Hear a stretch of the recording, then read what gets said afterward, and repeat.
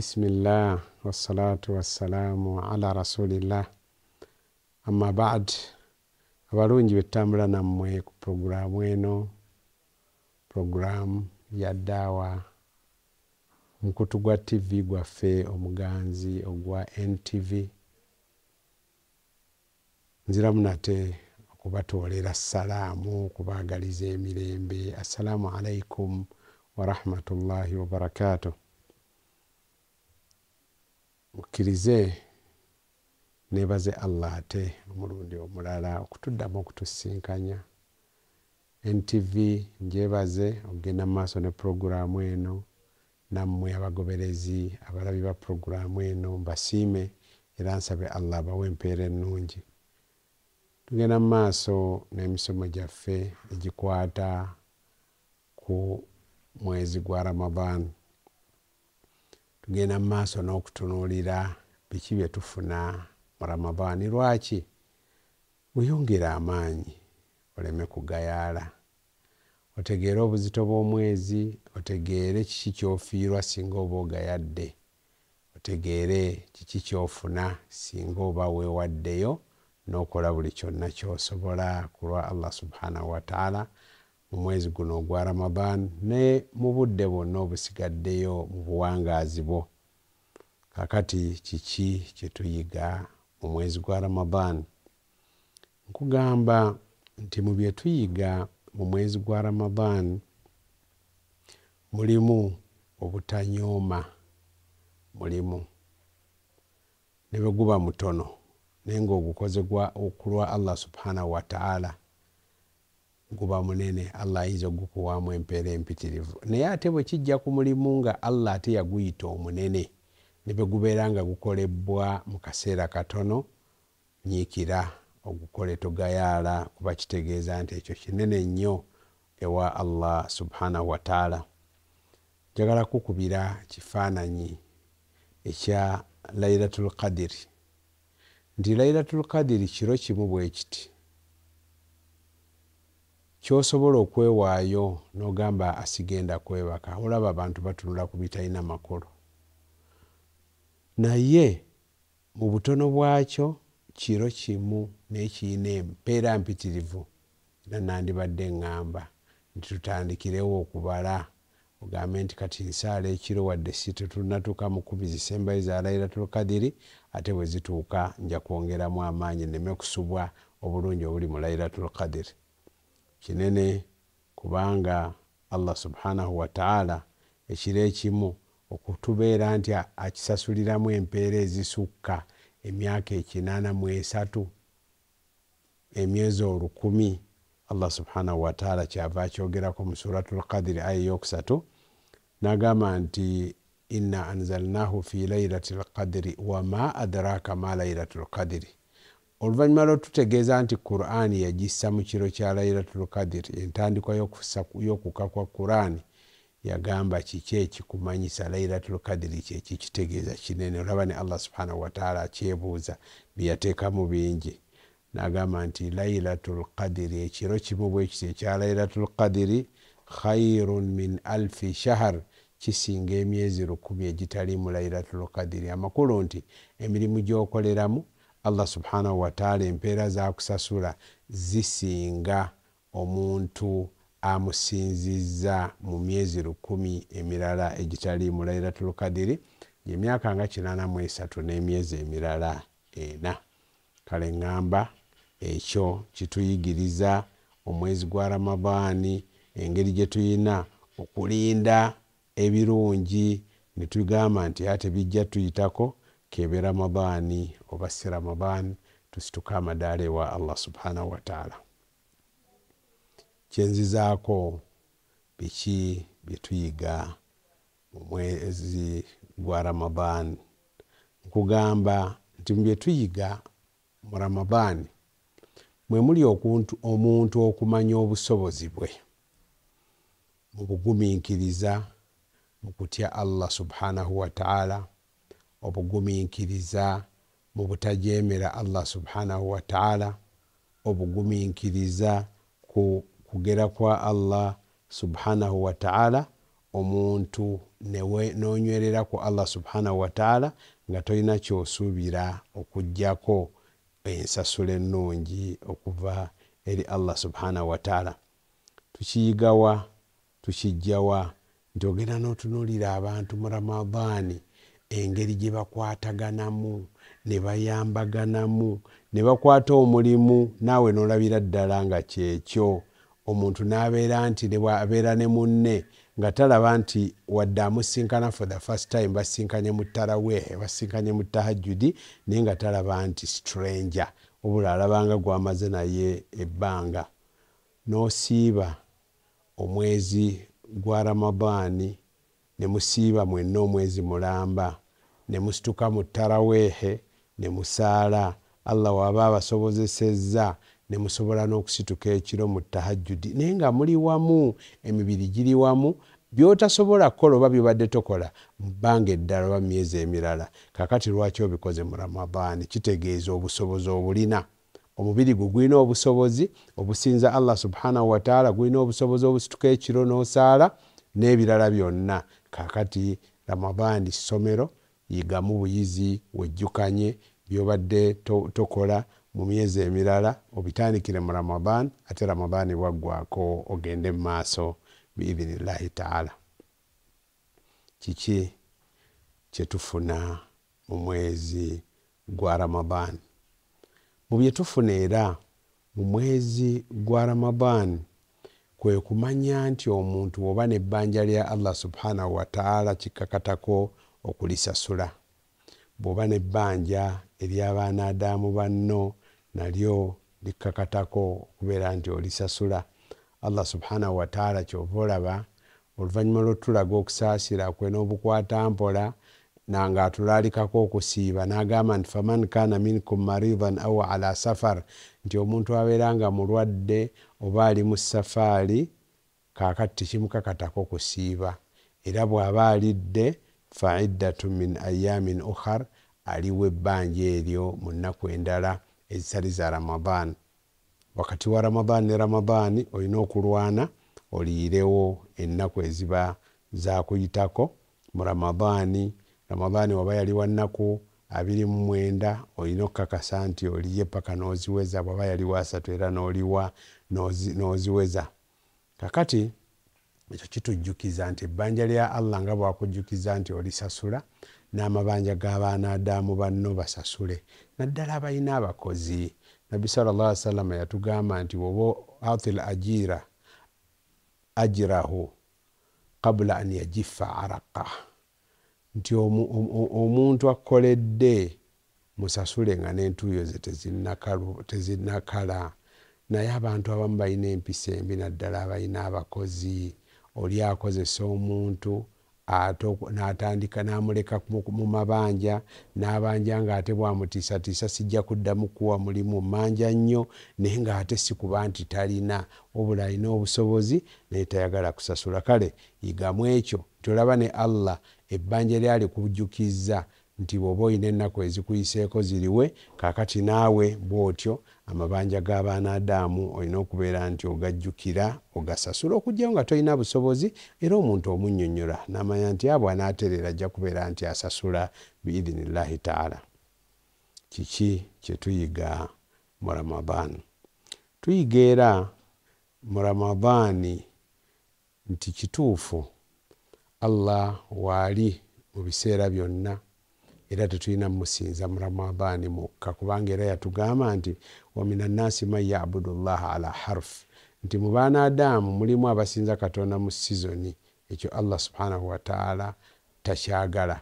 Wa'budu rabbaka hatta ya'tiyaka al-yaqin, n'atugamba Katonda omusinze paka okufa kunaakujjira. Naye ate tekigaana okubeera nti nno wabeerawo akaseera akajje nga kalimu empeera z'osobola okugwira n'oyonyagira nga Ramadaani bwali, ate tetubuyita bunafu nti olw'okuba mu biseera biri ebirala sikikola, na wano sijja kikola, neme kulabika nga omugayaavu oba omunnanfuusi. Nedda, tewali bugayaavu, tewali bunnanfuusi.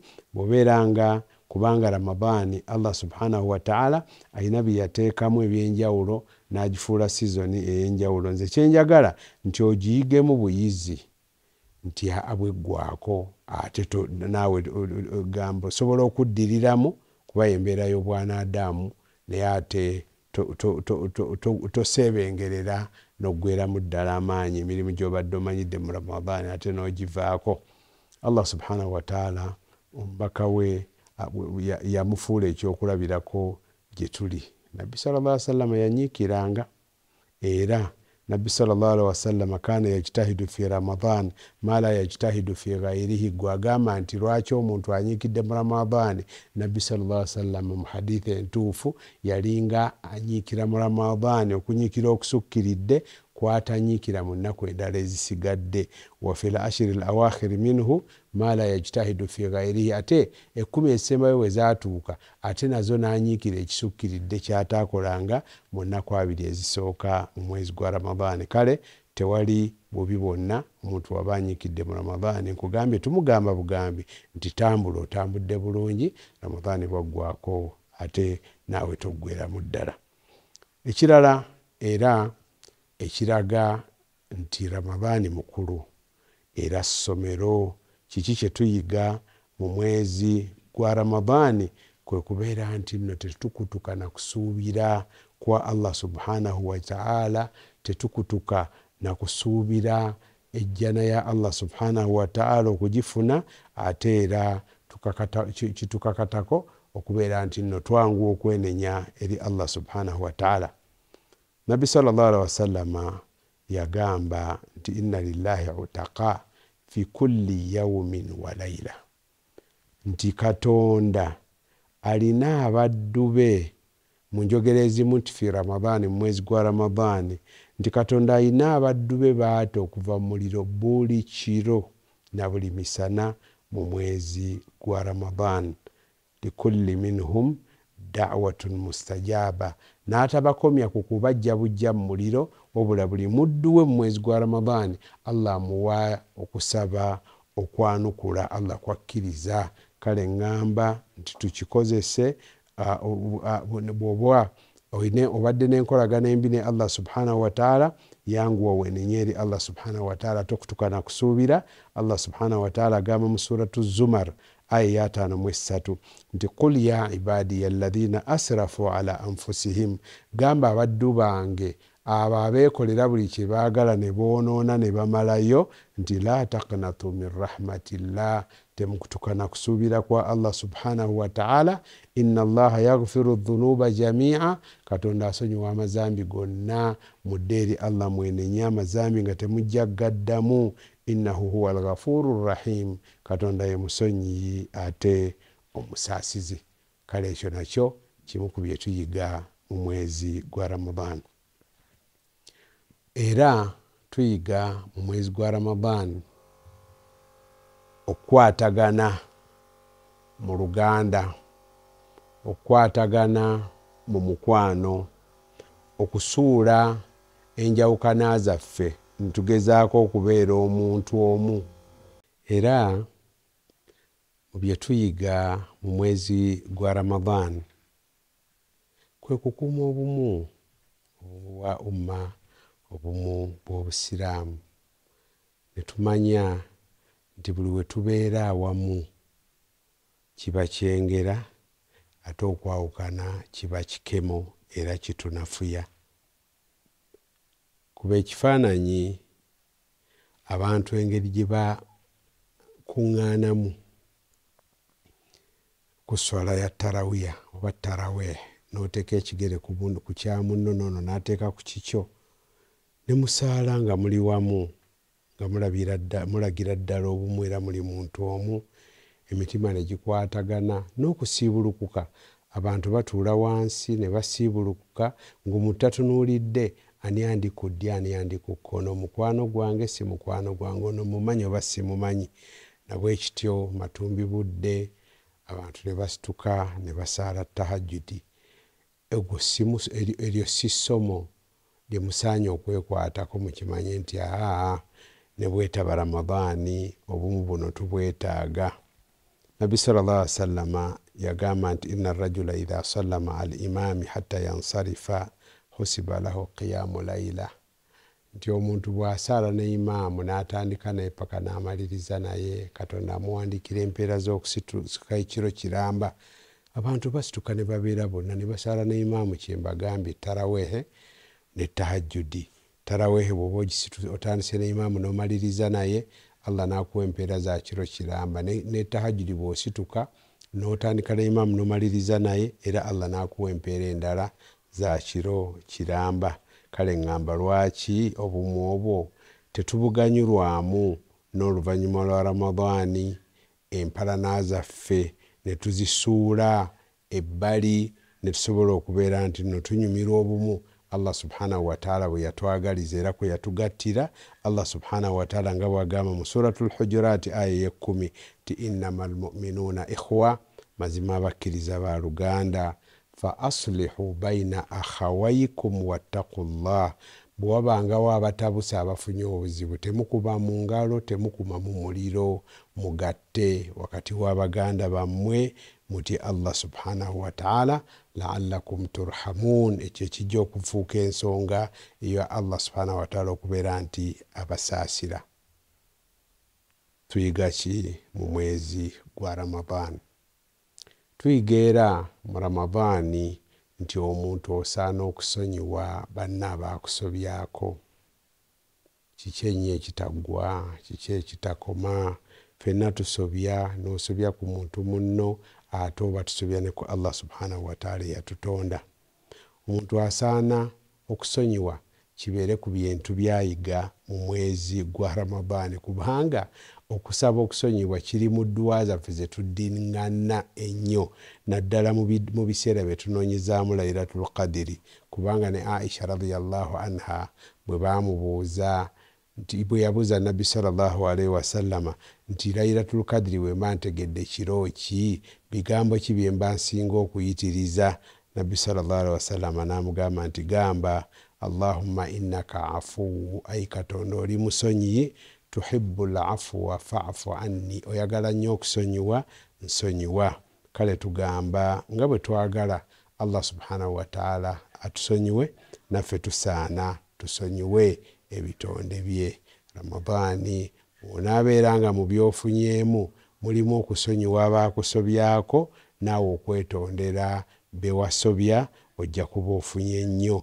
Allah subhanahu wa ta'ala mu suratu Nur aya 22 agamba nti waliyafu waliyasfahu, abantu be baba basobezzaako basaana basonyiwe, ababasobezza ate beerekereze batukuze emitima gyabwe. Agamba ala tuhibbuna an yaghfira Allahu lakum, mwe abatasonyiwa oba abataagala kusonyiwa temwagala nammwe Allah subhanahu wa ta'ala kubasonyiwa?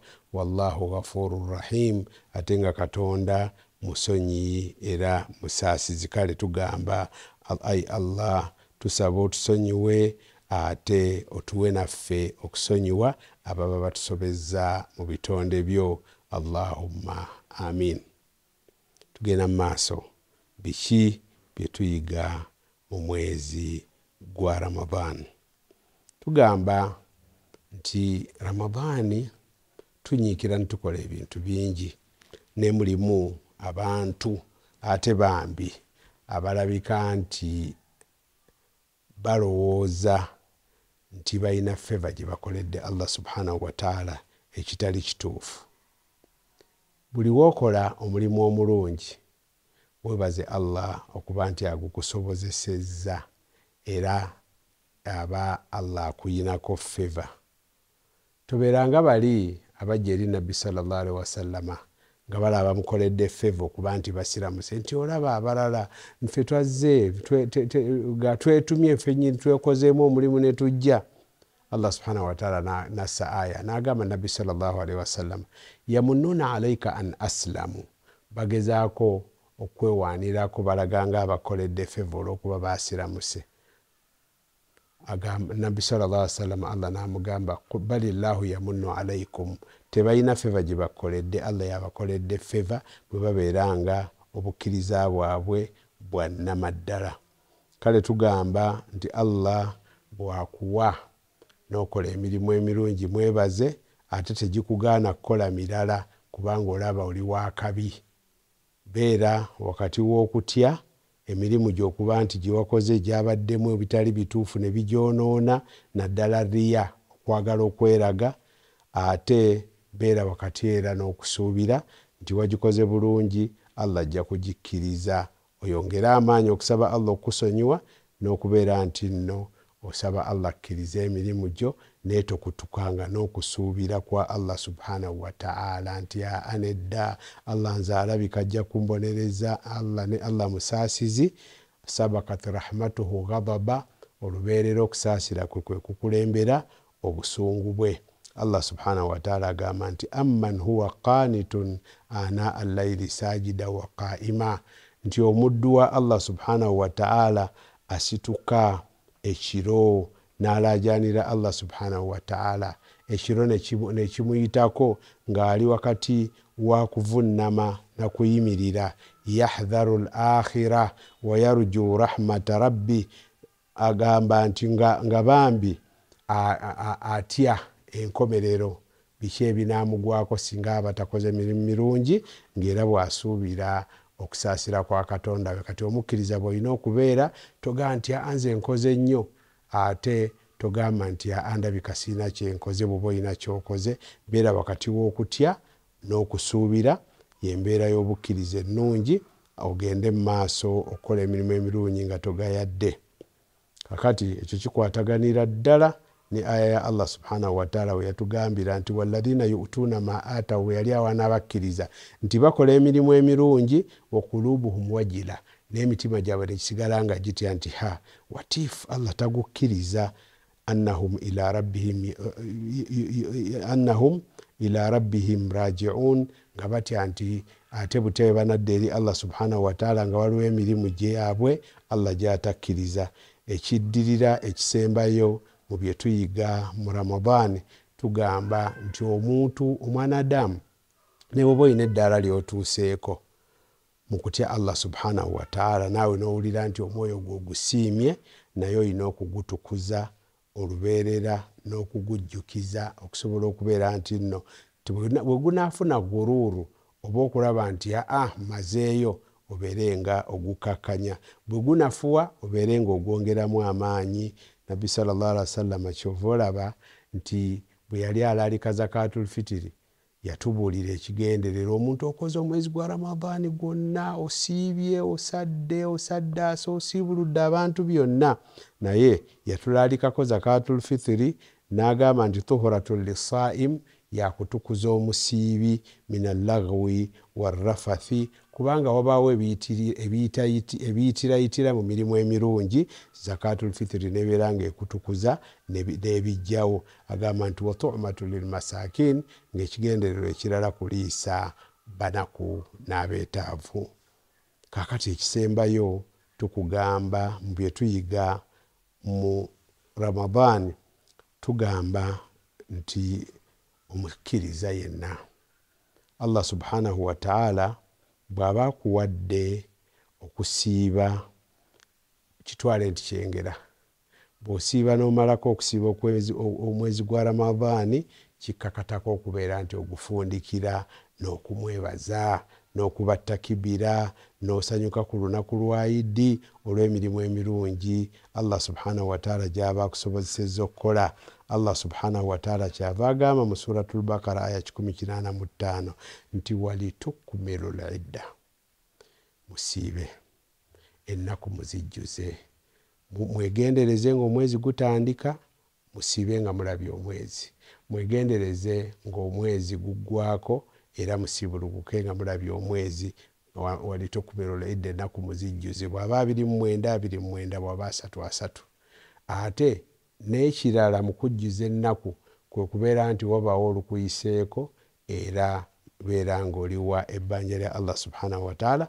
Allah agamba nti walitukabbiru llah ala ma hadakum, nga mumaliriza omwezi mugusiibye mukoze emirimu emirungi, awo kibagwanira okubeera nti mukuba takibira, ez'okwebaza Allah subhanahu wa ta'ala olw'ekirungi ekyo kyabawadde n'abamazaako okusiba omwezi gwa Ramadan. Mugambe nti Allahu akbaru, Allahu akbaru, Allahu akbaru, la ilaha illa Allahu, Allahu akbaru, Allahu akbaru walillahi alhamdu, nga mutendereza Allah olw'ebirungi byabawadde mu mwezi gwa Ramadan. Wa la'allakum tashkurun, olwo mubeere mu baddu ba Allah abamwebaza ng'abawadde ebirungi. Saba Allah subhanahu wa ta'ala atugase ne byetuwulidde. Saba Allah subhanahu wa ta'ala atufuula abaddu b'abalungi era abalongoofu, atusobozese okubeera nti nno omwezi gwa Ramadan tugunywereza ddala, tukoleremu ebirungi ate abikkirize. Walhamdulillahi rabbil alamin.